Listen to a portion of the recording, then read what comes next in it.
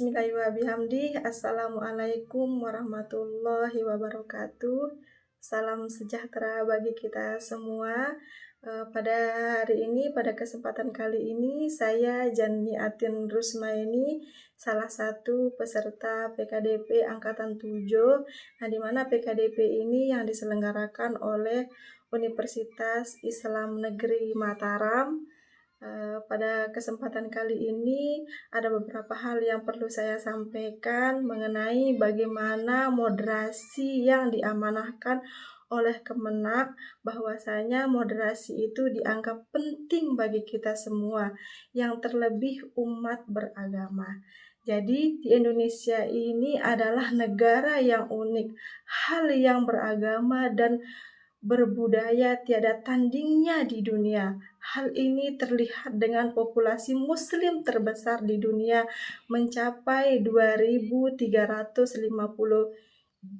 juta dan terbesar pula di dalam negara Indonesia ini dengan persentase mencapai angka 86,7% dari total penduduk di Indonesia.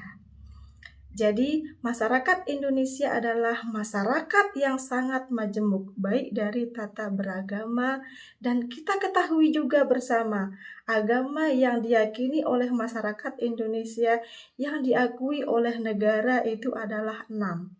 Sehingga untuk menjaga kemajemukan itu, kita perlu melakukan yang namanya suatu gerakan, yaitu gerakan moderasi dalam beragama. Nah, kita berbicara tentang moderasi itu adalah kalau kita lihat dalam spesifikasi. Nah, moderasi mungkin kita anggap suatu yang jarang terdengar, ya. Nah, jadi kalau kita berbicara tentang moderasi ini mungkin jarang terdengar. Jadi istilah moderasi ini kita artikan bahwa sesuatu yang diambil dari jalan tengah. Nah, moderasi ini juga berarti sesuatu yang terbaik.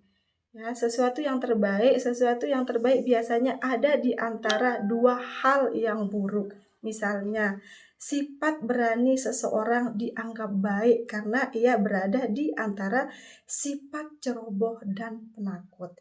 Nah, jadi asumsi-asumsi seperti itulah muncul suatu istilah. Dan mengistilahkan moderasi ini adalah suatu jalan tengah yang diambil ketika terjadi sebuah fenomena sehingga dianggap sebagai jalan tengah, sebagai penyelaras suatu persoalan yang nantinya menimbulkan konflik. Jadi moderasi beragama itu dapat kita artikan bahwa cara bersama jalan tengah sesuai dengan pengertian moderasi yang tadi. Kenapa dia bisa dikatakan seperti itu? Dengan moderasi beragama, seseorang tidak ekstrim dan tidak berlebih-lebihan saat menjalin ajaran agamanya.